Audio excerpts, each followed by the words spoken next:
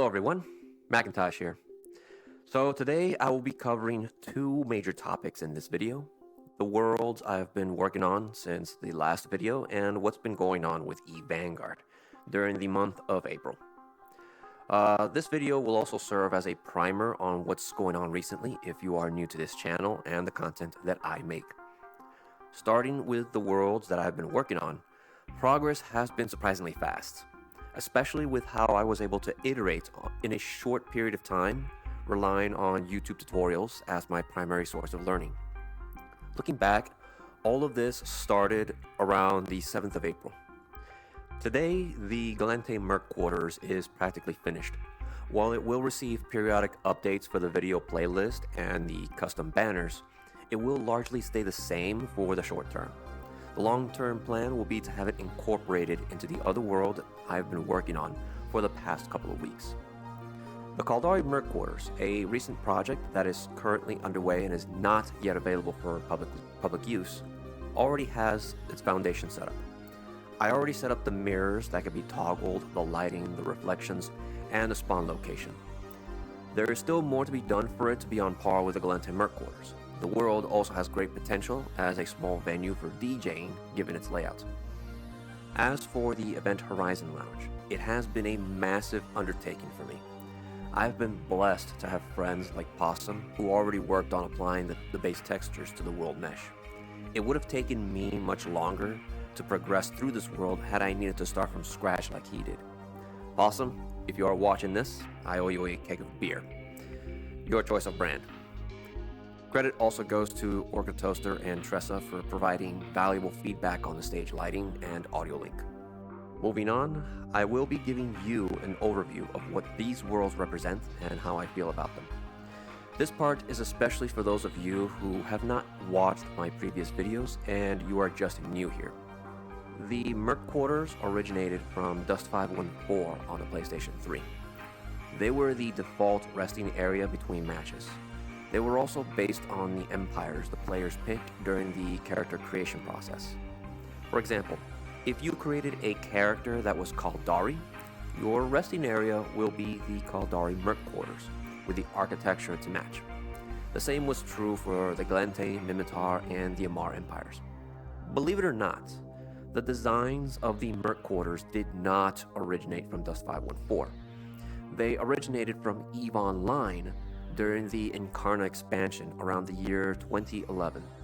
They were previously known as the Captain's Quarters, which had higher fidelity graphics and more functionality than what was seen in Dust 514. But even then, the Captain's Quarters were limited in their practical use in both games. Moving on, we bring our focus to the Event Horizon Lounge. The lounge is unique in that it was the only content from CCP Games that was featured on PlayStation Home until Sony shut down the servers for Home a little while after Dust 514 got shut down. For those of you who don't know, PlayStation Home was an attempt by Sony to compete with Second Life. Sadly, it did not last. The lounge was a public booth that promoted Dust 514 and EVE Online. The promotion was done via a mini-game inside the lounge and a set of tasks that, if completed, gave visitors early access codes for Dust, as well as wearable avatars that featured various drop suits and a personal drone for the PS Home user.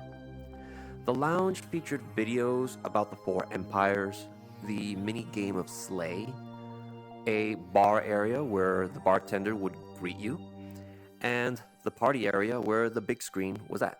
That was it. Both the Merc quarters and the Event Horizon Lounge left a positive impression despite the limitations. The unique aesthetics, the quirkiness of the environment, and the friends I made along the way. I often spent hours lingering in these areas whenever I was on Dust or on PS Home. Now, fast forward to VRChat. VRChat is among the very few and small niche social VR platforms that made what you see here possible. Powered by Unity 2022, allowing limitless community-driven content and providing native VR support, it has enabled people like Possum, Thaddeus Reynolds, and me to to come together to recreate the environments I talked about just now. And not just simply recreating them, but also improving and expanding upon them. This was no easy task. Even with friends providing me with assets from CCP's classic games, I had a lot to learn. The Gallente Merc quarters was my first real attempt at creating a world from near scratch. The world creation for VRChat pushed me very far, very quickly when it came to learning. But with the help of YouTube tutorials covering Blender and Unity, I was able to get things done very quickly.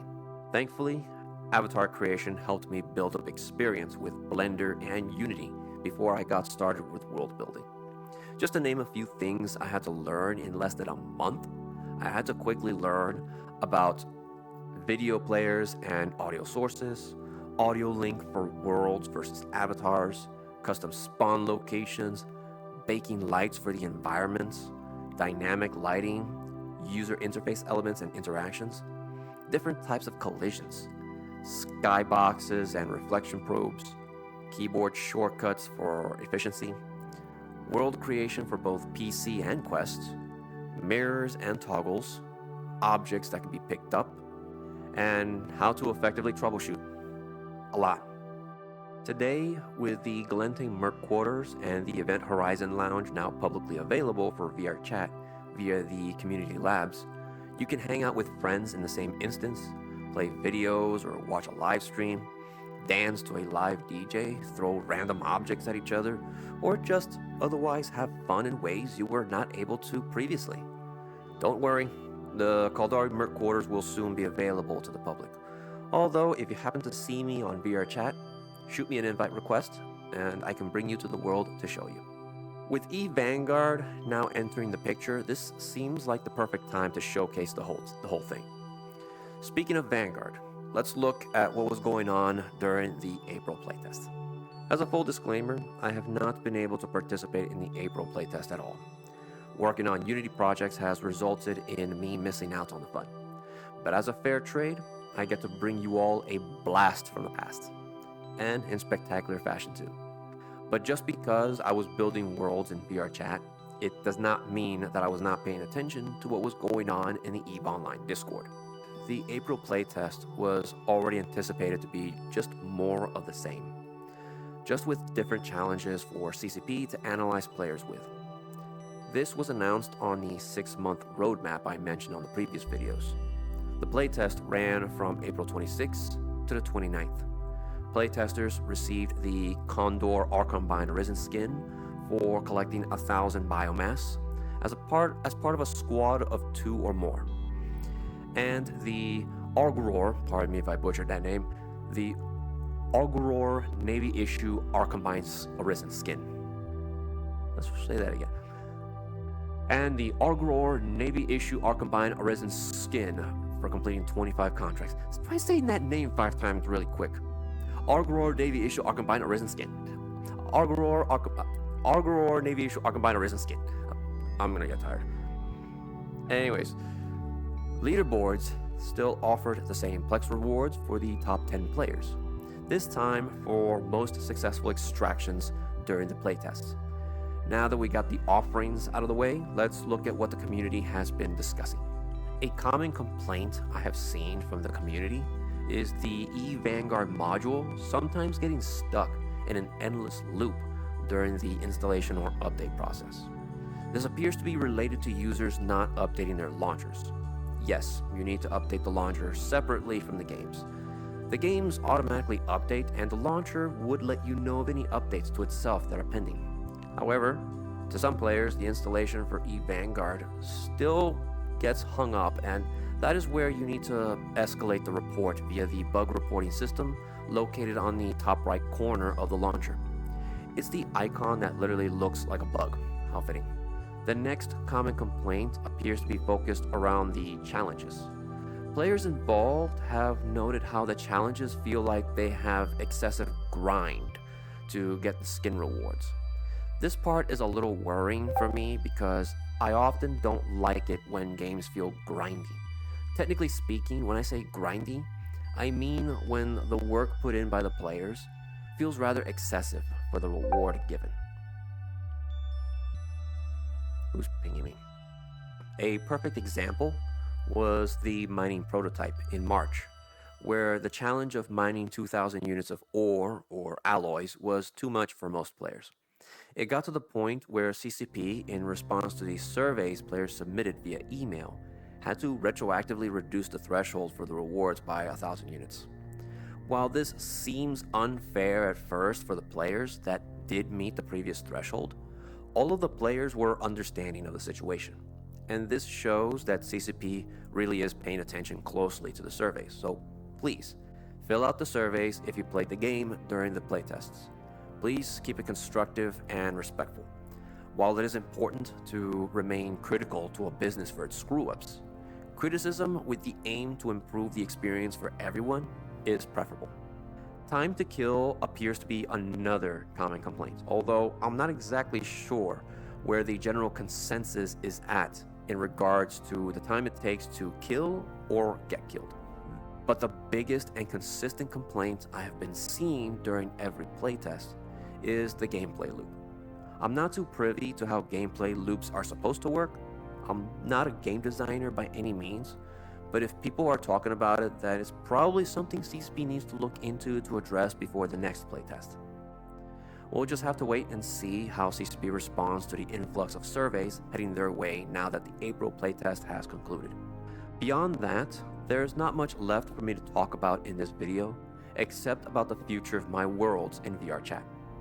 As I said in the previous video, the worlds I am creating, or rather reconstructing to be more technical, will one day be merged into one mega world where DJs can pick and choose which venues to do pop-ups in. The Event Horizon Lounge will serve as the go-to area for large events, while the individual Merc quarters will serve as smaller venue options. I have the mesh and texture files for the remaining Mimitar and the Mar Merc quarters, as well as the files for the War Room. The theme behind this mega world is that everyone is flying together in space on board a war barge, with the War Room and the lounge areas having a view of the space outside. This will require a lot of work to be done, but the foundation is already laid out. The inspiration behind this decision is the Castle, the creator of the VRU Oasis, a mega world that houses over 40 custom venues in a single instance. On occasion, I do meet and interact with Castle if and when he happens to be around when I'm around. We first found out about each other on Odyssey, the video sharing platform that is the competitor to YouTube. You can probably guess by now what my direction with this project will be. From there, I was introduced to his VR Underground Discord, where I also met a lot of DJs and friends. On an unrelated note, I also ran into Orca Toaster, who is currently the DJ coordinator for Club Aught, now rebranded as Entropy. Orca has helped me with some ideas as well as troubleshooting problem areas around the lounge. He and I met in Ferality when he showcased his attempt at making an avatar with the Aviasaur that you have seen in my previous videos.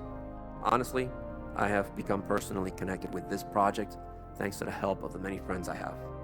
I look forward to making this dream a reality with their help.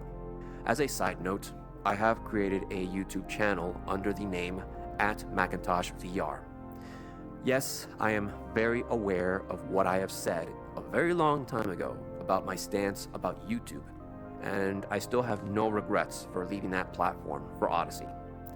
I am making it clear right now that the purpose of that channel is to be a source of hosting videos that are specifically tailored for my big project involving the lounge and the Merc quarters that are themed after the 4 empires of EVE Online.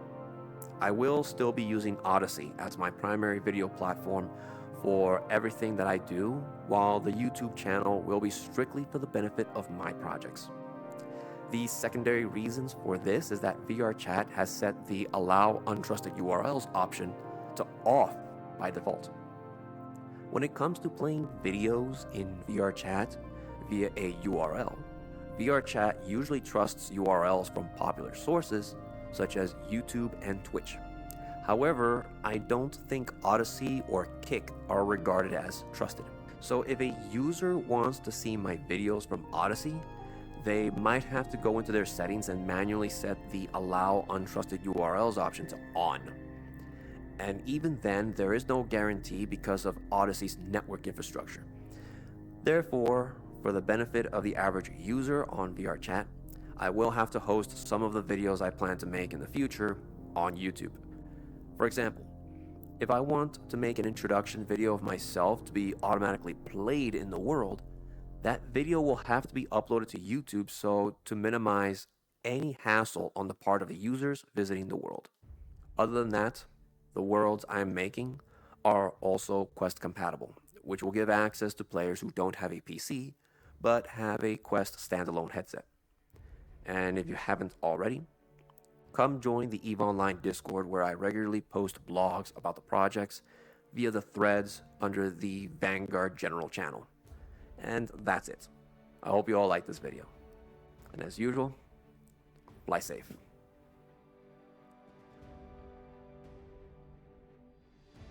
Alright guys, the video is over. You can go ahead and stop watching the video at this point. So I've learned quite a lot, to be honest. Oh, and if you're curious, I am using the VR stage lighting that's available on GitHub. And so this world is already audio linked, and I did manage to get multiple screens to be synced up with each other. So there's 4 different screens. There's the big one right behind me. There's 2 right over the bar, and 1 that's right behind the dancers, where you see the light poles, the dance poles. Yes, those are dance poles. So